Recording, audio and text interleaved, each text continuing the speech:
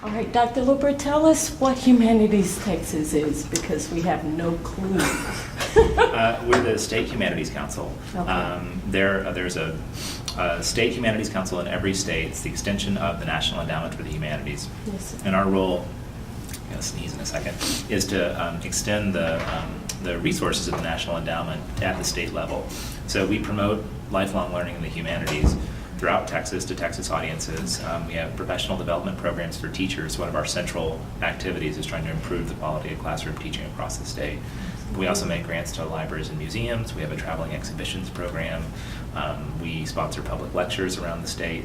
But all of our efforts really are meant to provide resources in many ways to schools, libraries, museums, communities throughout the state to promote humanities education.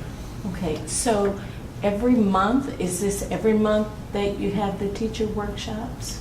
We have one-day workshops throughout the academic year, mostly concentrated in October, November, February, and March and April, because that's typically when teachers have time to leave the classroom for these kinds of classes. We also hold residential summer institutes, mostly in June, almost always in June. Those are 3.5 days. They have the same format as our one-day workshops, but because they're longer, they're 3.5 days, they can get into topics more deeply.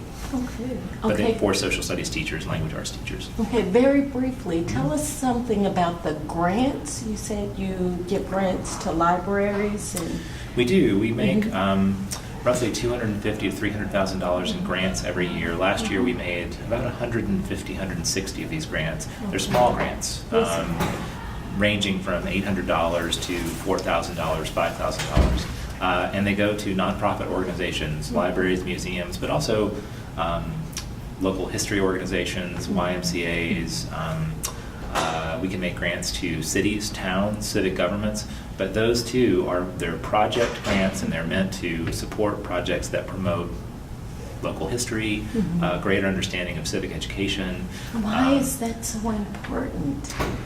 Well, our history defines us, and through improving classroom education, through a greater understanding of our local, national, or community history, we are more fulfilled in our lives, we're better citizens, it improves the life in the state.